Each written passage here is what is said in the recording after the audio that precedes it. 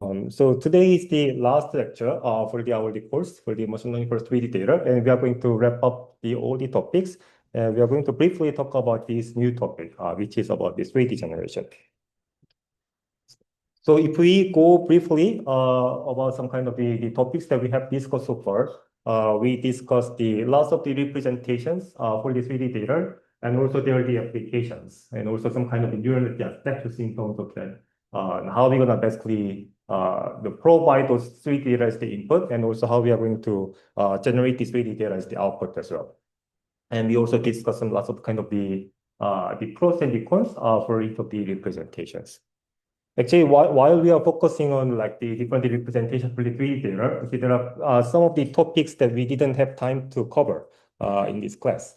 As I mentioned at the very beginning, there are also not just the meshes, but more some kind of structural representations that can also more explicitly represent some kind of the structures like the sharp edges and also kind of the flat planes and many kind of the curved surfaces. So those are some kind of the representations that are typically used in the some kind of CAD community, computer aided design, which are some kind of the representations that we didn't discuss in this class. And also speaking to some more like the computer vision related some kind of topics, there are many some kind of the 3D based the perception the tasks, which is about like basically detecting and also segmenting the object and the parts in the scene. For example, like when you have this kind of some like the scans of the indoor or the outdoor scenes, there will be some kind of lot of the applications that we might want to basically detect like where the chairs are, where the tables are, and how the shape it looks like. So those are some kind of the tests, which is called the detection and the segmentation. We didn't get into any ideas about how we are going to do these things using the neural net. So those are some kind of the missing the topics. And also many of those kind of 3D data are widely used in the many robotics applications in terms of how we are going to teach some autonomous agents in terms of how it can be, how they can navigate in the space and also interact with some kind of some daily objects that we are seeing. So there are a lot of robotics applications that we didn't see.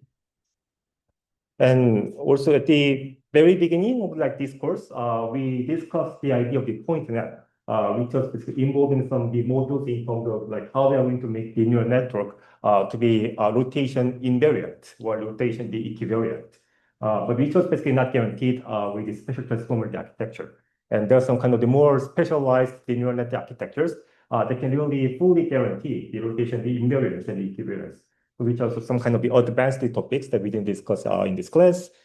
And also last time we also discussed the mesh deformation, and there are so many kind of other some kind of geometry processing tests, like finding some shape correspondences and the many other things. So those are some kind of the topics we didn't have time to cover in this class. So yeah, there's still kind of like many other things. And one more the topic that we didn't have time to discuss yet was about basically the generation. So now many people are talking about the generative AI, and we are also seeing many kind of some generative AI techniques for the 3D data. So today we are going to briefly talk about some kind of some very recent the techniques about the generating some 3D data into the very high level. So you know, see. So before we get into some of like the 3D generation, I'd like to ask you some questions about like how many you have played with like making some Ghibli images. How many you tried to make some kind of Ghibli images? Which genetic models did you use to make those like Ghibli images? Anyone? Which the model, GPT-4 or something else, whatever. Yeah, so I guess now many people are still working, playing with something like making these like Ghibli images and posting them in the Instagram and many other things. And we are actually seeing lots of some kind of the new generative models for the images and the videos. Like one of the famous generative models might be the Flux. This is kind of the open model, so which means that you can not just like make some kind of the images using this model, and you can really download this AI model in your machine and make your own the applications based on that.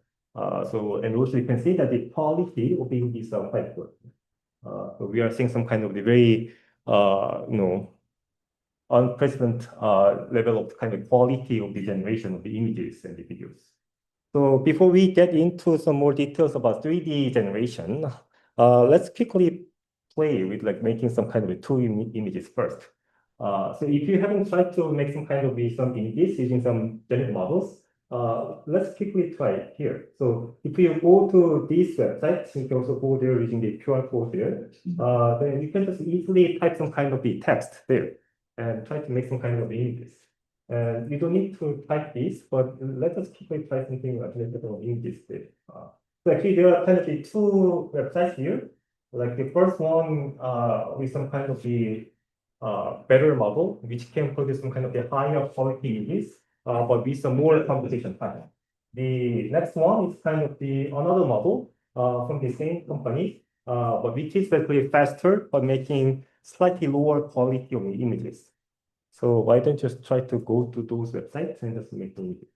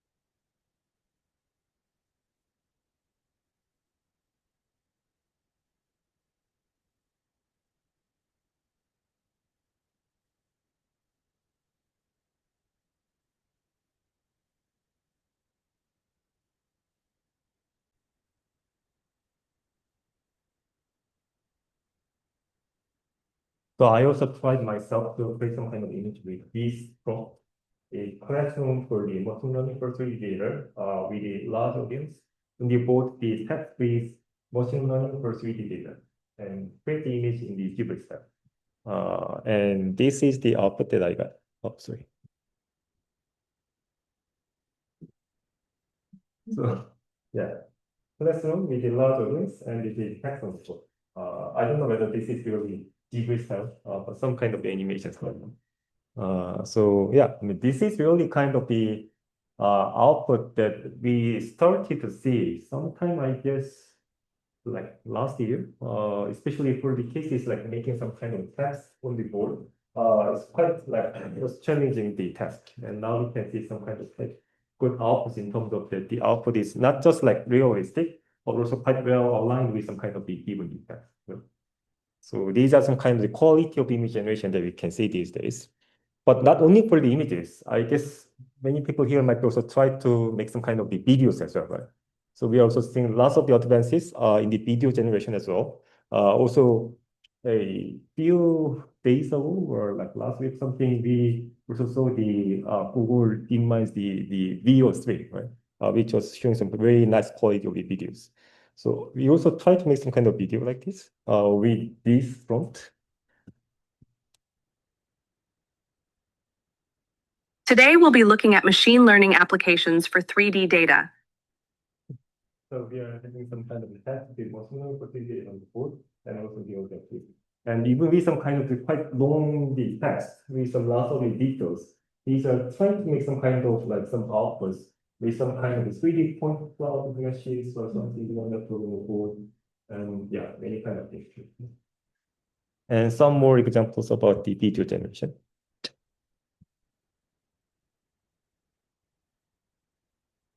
Welcome to machine learning for 3D data. Professor smiles and says, welcome to machine learning for 3D data. So we are not at, now at this kind of the level of like seeing some kind of this level of kind of the data model that can make some kind of very realistic images and the videos. And today what we are going to talk about is that, so how can we do this kind of generation for the 3D data as well? And what's the kind of the state of the art of the 3D generation that we are seeing at this moment? And we are also having some kind of the 3D generated models as well. Actually, these are some kind of some 3D the data outputs that generated using the output that we also developed. And also, Jiahui, in the first guest lecture, also briefly introduced those kind of the outputs, which is making lots of some kind of the 3D data using some kind of the genetic models. So this is actually quite interesting, the results in terms of that it can produce like some of the 3D objects as well, but also some very diverse 3D scenes as well. So those are also all the outputs using some kind of the 3D genetic models. But one kind of the question that I wanted to bring up today is that what's the kind of the diversity of some kind of 3D shapes that we can generate? Because like when you talk about some kind of the image and the video genetic models, actually one of the reasons for the success for the recent image and the video genetic models is the scale of the data. So actually we are using lots of images to train a single neural network that can produce some kind of lots of images. So typically for the image generation, this data set has been used widely, which was introduced in 2022. And you can see that the scale is 5.85 billion. It's not million. So it's almost kind of like similar the scale with the population of the entire the Earth. Right? So it's really big scale. So compared to this kind of the very huge scale of the image data set, what's the kind of the scale of the data set that we have for this 3D data? So compared to the image data set, actually the scale of the 3D data is very small. So when we talk about the layer, which is the 2D data set, which is like 5.8 billion, is the typical kind of the 3D data set that people are using for the training the genetic models is the 10 million. So you can see that the scale is like much smaller. So the question is that can you make some kind of the 3D genetic models that can really kind of like open up all these some kind of the creativity for the humans in terms of like making some very random 3D shapes? Because like many of the neural net are just like memorize some kind of the data that they have seen, which means that if we have some kind of like very small scale of the data, then the models might be able to see some very small scope of the 3D data as well. So basically what we want to do is that we want to have some kind of the 3D genetic models that can produce this kind of some sort of the imaginable some 3D shapes. There's something that we can imagine, right? Like something like the frog wearing the sweater and also the ghost eating a hamburger. Those are something that we can imagine. But it's really hard to basically imagine that we are having those kind of the 3D models in any kind of some online repositories, right? So here the question is that how we can make some kind of these 3D genetic models that can have this level of the creativity, making some very random kind of 3D shapes. So for that, basically the idea that we are going to discuss for today is about how we are going to leverage some kind of the image data set for the 3D generation. So the thing is that for the 3D data set, we are having a very small, relatively small scale of the 3D data set. But for the images, we are having the infinite scale of the data set. And what we know is that actually these are not two different types of the data. Actually, they are kind of the related in terms of actually the images are the projections of the 3D, right? So here the question is that when we have some lots of the 3D data, but only there are kind of the projections, based on the information for the projections, how we can make the 3D data itself. So that's kind of some interesting question here. So this is kind of topic that we're going to discuss here. So can we generate some kind of 3D objects given some kind of some prior information about the 2D images? And this is also kind of like philosophically aligned with this kind of the allegory of the Plotoscape, where basically the plot is describing some people as kind of like only seeing some kind of the projections with some kind of real things. So when you have some kind of some real substance or some kind of the ideas that are basically being projected on the world, we are only seeing this, right? So we are the people only seeing some kind of projections. But here the kind of question is that by only seeing this kind of the projections, how can you basically imagine some kind of the real, some kind of the ideas and the substance, and also basically generating this kind of the data which is like corresponding to the substance. So that's kind of the very fundamental question in terms of how we are going to generate some kind of the ideas or some kind of different substance based on only on some kind of information for the projections. So for that, actually what we are going to do is that we are going to briefly go back to the discussion for the NeRF. So we discussed this idea for the neural rendering. And the basic idea for the neural rendering was that it's basically having only the three the parts of in the algorithm. So basically, in the training of the NeRF, as we also implemented in the assignment, which is basically like rendering the some NeRF representation into some kind of arbitrary viewpoint, right? And we check whether the rendered output is the same with the given the image from that view. So we just check the kind of the difference between the rendered image and the given image, and they minimize some kind of L2 loss. And we just run the backpropagation, basically updating the NeRF parameters based on some kind of L2 loss from the specific view, right? So this was kind of the very basic idea for the NeRF pipeline. And we also have seen lots of some kind of the limitations of the NeRF, right? Basically, the NeRF has some kind of the issue with some kind of the slow the rendering speed, which has been resolved with the Gaussian spaghetti ideas. And also it's not scalable, and also cannot handle some dynamic scenes, and also lighting, many other things. And the issue that we are going to focus here is that, basically it also requires the many images to make some kind of some, full the outputs, right? I guess many of you are also using this kind of NeRF tools for the rendering contest as well. And might be having some kind of issues that when you don't have some kind of enough number of images, the quality may not be that good, right? So this is kind of the one of the limitations for the NeRF in terms of that we need some lots of the images to make some kind of the full 3D outputs. So the question is that how can you do some kind of the NeRF reconstruction without having like 100 images? What if we only have some like 10 images? Or what if we only have the 5 images, or 3 images, or even smaller than that? So if we basically want to do some kind of NeRF reconstruction with a very few number of images, we would need some kind of the more information, right? Some more kind of the, basically some extra information. So the one idea in terms of basically doing some kind of a NeRF reconstruction with a few images is basically using some kind of a depth information. So here the basic idea is that we are not only capturing the RGB, the color images from each of the view, but also basically get some kind of depth information as well. So from each of the view, we are basically having both the depth image and also the RGB image. And we are basically doing some kind of the 3D reconstruction based on the depth image first. And then basically doing some kind of the color information based on the RGB images. So this is kind of like more like, direct way to somehow feed some more like the 3D information directly from the input source. Right? But without like having some depth information, how can you also provide some kind of the extra information to get some kind of more the complete the 3D outputs?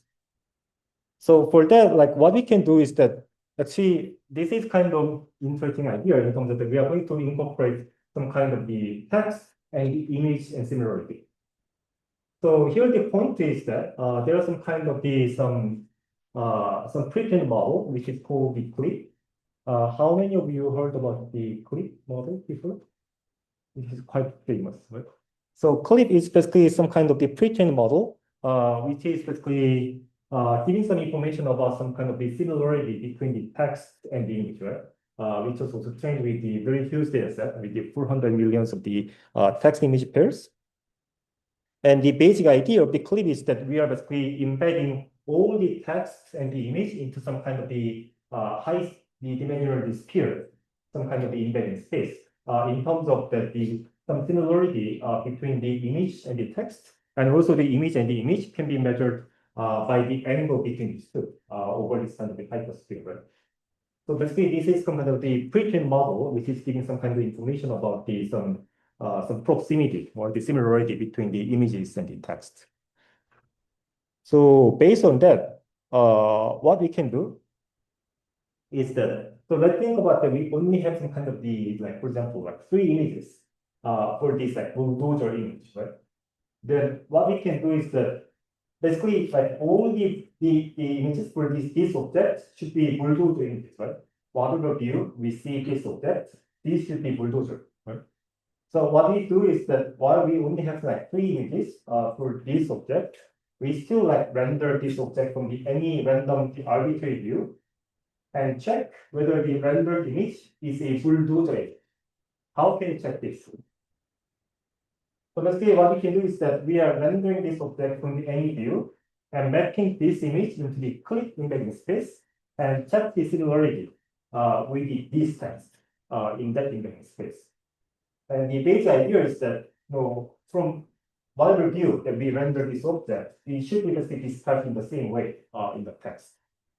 So that's basically what we can do. So the additional information that we are using here is about some kind of text description for this image. So we only have like 3 images, but still get some kind of text description. And using the text description, we are not measuring the L2 loss for now, but basically minimizing some kind of similarity with this text in some kind of description in the space. So you can see that this is basically not changing any part of the NeRF pipeline. Everything is the same, right? The only thing we are changing is the loss function. So for given the 3 images, we can still measure the L2 loss, but some kind of the perspective that we can have some kind of ground truth images, we still basically measure some kind of similarity with the text and minimize them.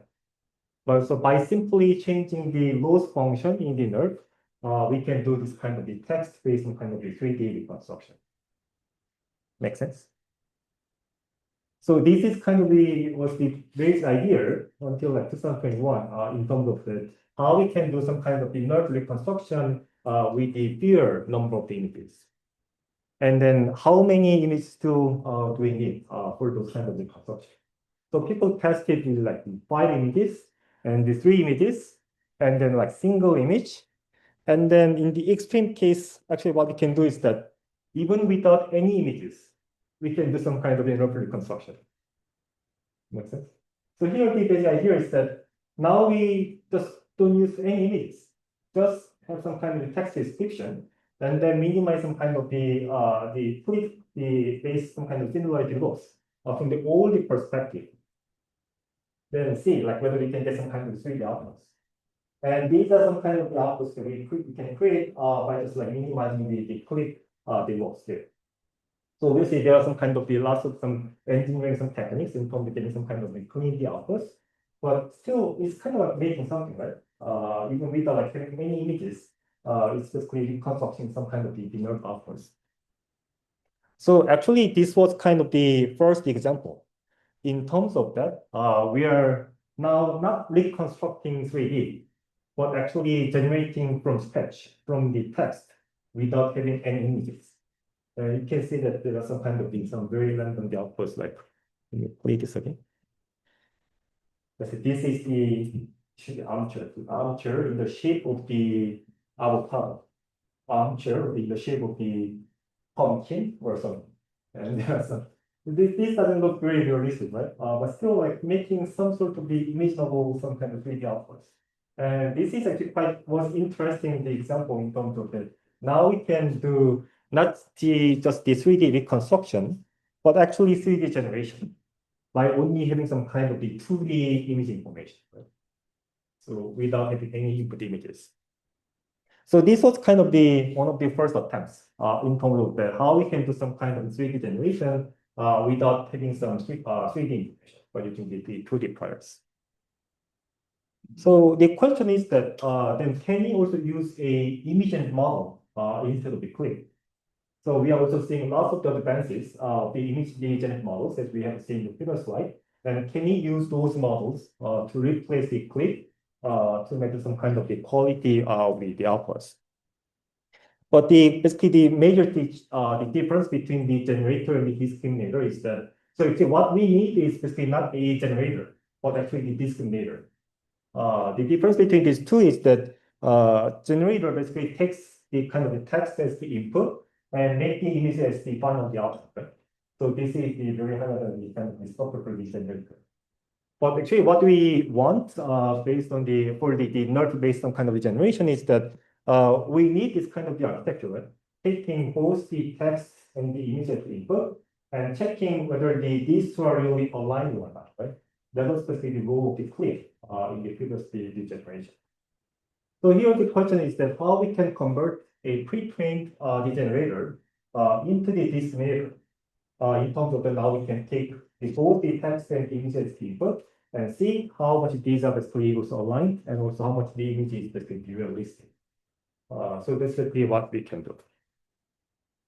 So I'm not gonna get into some details in terms of how we can really do this kind of conversion from the generator to the disseminator. For understanding that, we need to have some more the kind of background for the different models. But still, what we can see is that it's basically using the same the kind of NeRF pipeline, but only changing this part. So we are not basically checking some kind of the alignment with the rendered image with some kind of the given image, but checking this kind of like alignment between the rendered image with some kind of given text using the image and the models. And based on that, now we can generate those kind of the outputs. Actually, these are not just kind of the images, some kind of the 3D outputs, which are basically generated using this kind of the pipeline. So which means that using your code for the assignment 2 or 3 for the NeRF for the Gaussian split, if you slightly just like switch loss function in a way that you can take some kind of some realism, you can make those kind of the outputs. So the highlighted the idea here is that while we are not having some kind of that much kind of information for this 3D, what we do is that we just like render each of these 3D objects into the 2D images, which is basically meaning that we are having some kind of mapping from the 3D world into the 2D world. And using our lead generator, actually we are using that as kind of a discriminator, checking whether the output is really one of those things, the realistic images or not. And then we are sending some kind of feedback into the 3D objects using some kind of the rendering equation and also kind of vector quantitation. And also the point is that we can apply this kind of the idea not only for the 3D, but many other things that can be rendered into the 2D images. And some of the examples that we can also create using this kind of the idea is that, for example, like those kind of the vector images, and those kind of some kind of the dot-based kind of images. For those kind of some the vector of the graphics, those are not some kind of the having some kind of per pixel colors, right? Having some kind of the more software information with the strokes and many other things. And also, it won't be possible that we can provide some kind of the 5 billion those kind of vector images, right? And what we can do is that we can apply some kind of same technique in terms of that we do some kind of the rendering with those vector images into the some typical some kind of the bitmap images, and we can apply the same idea in terms of the updating this kind of images, for example, and also the sketches as well. And if you want to try this kind of idea, actually you can find out this website. Which is, you can see that this really combines some kind of the existing, some kind of the NeRF-based kind of library, with some kind of the image and models in terms of that we can do some kind of 3D generation, not the 3D construction. Any questions on this?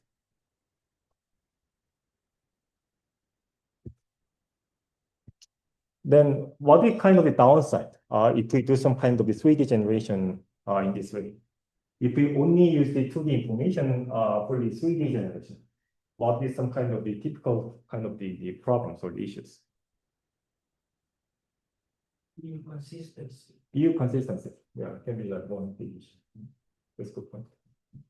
Other issues? Sharpness? Sharpness from functionality. Sharpness for the geometry, yeah, that's also really hard to learn from the 2D priors. Any other kind of issues? Blind spots. Blind spots. Blind spot. But you mean some kind of occlusion, right? Some parts can be occluded by the other. That can be somehow resolved by just taking lots of reviews from the overall the three objects and just checking some kind of the realism. One of the kind of the problem that we can typically see for this 3D generation in this way is this problem. Let me play this. Do you see the problem? Let me play this a bit.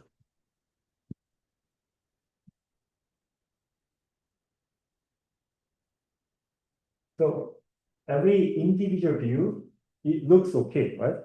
But if you start to rotate that, you can see that it doesn't make sense, right?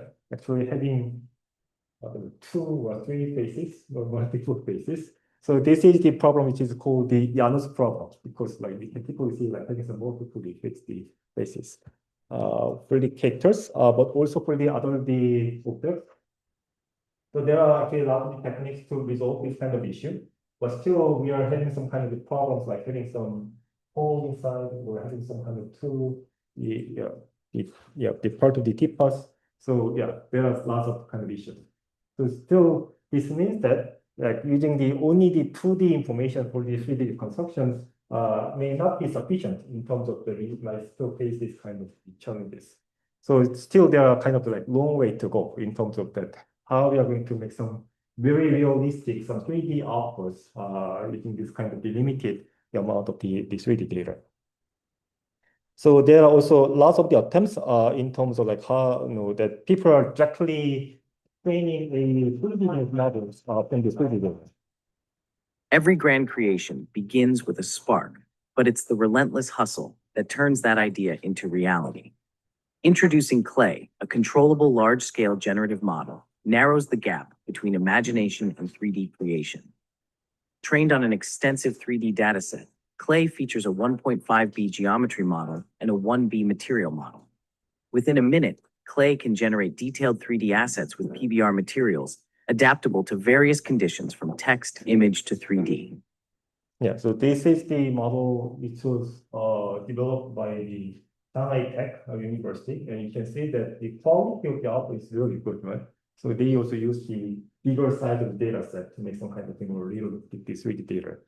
And typically, many kind of some game companies are very much interested in doing this kind of 3D content generation using some kind of generative models. And one of the company who is really fast making this kind of 3D generative model is the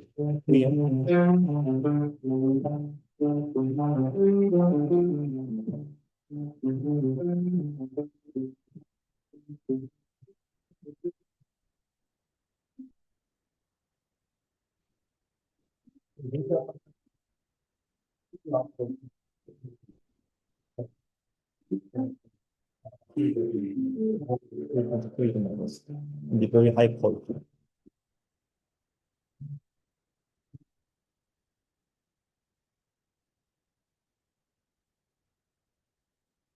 So yeah, you can really just like Google the Funyuan 3D and see some kind of try to like use those like model and see the quality of this. So we are seeing some kind of those kind of the advances of the 3D generation techniques in terms of like making some 3D generated models directly from the large scale of the 3D data, or doing some kind of the knowledge distillation from some kind of image and video generated models in terms of also making some more diverse outputs. So I guess we are going to see some more kind of some combinations of like just directly using some 3D data set and also utilize some kind of knowledge from the 2D image and the video generated models in terms of like making some high quality and also the diverse 3D outputs. Speaking to some kind of the ideas about like knowledge distillation, actually there are some kind of the more the techniques in terms of like not only making some kind of 3D models and doing something more in terms of the editing, for example. So using some kind of some pre-trained image and the models, we can do not only the generation, or doing some kind of the editing. So like this is some NeRF reconstruction, and basically using some kind of fonts, we are making some kind of the changes like this. And some more examples. Yeah, this is the example of converting our create into the already authenticator. Yeah, these are also another NeRF reconstruction example that we are adding some kind of the new objects inside the scene without just like doing some any kind of the direct manipulations. And we also briefly discussed the idea about the mesh deformation. And the idea that we discussed last time was mostly about basically some deformation based on some kind of geometric patterns, right? So which means that when you try to basically make all these local deformation as rigid as possible, we're gonna see those kind of outcomes that might be kind of okay in terms of the geometric perspective, but more kind of semantic perspective. We know that this is kind of wrong, right? the X should be straight, basically. This is more about some, not the geometric information, some kind of the priors that we had. So we can consider doing some kind of the rectification, using some kind of pre-trained image generated models in terms of fixing those kind of the wrong information. So this is also another example.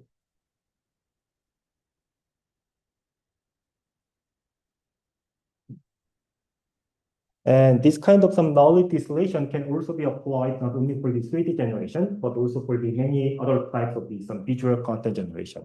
They can be used for some kind of the making some very wide the panoramic images as well. So let me skip some details here. And yeah, can be also used for like, making some 360 panoramic images, and also making some kind of some color animations and the textures over some kind of the given the 3D shapes. Yeah, those are some kind of examples.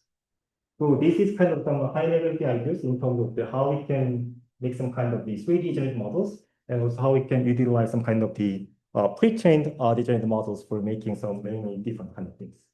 So if you are more interested for those kind of topics, actually what I'm going to teach for the first semester is about the generated model. So we can also consider basically taking this course and discuss some kind of generated models as well.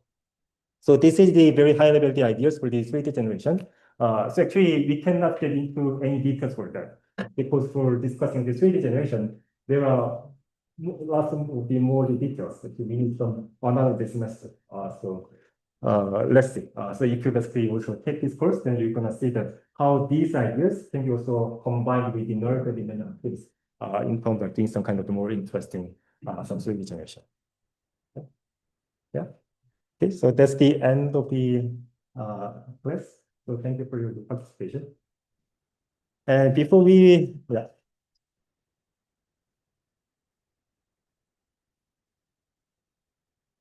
so before we move on to some kind of the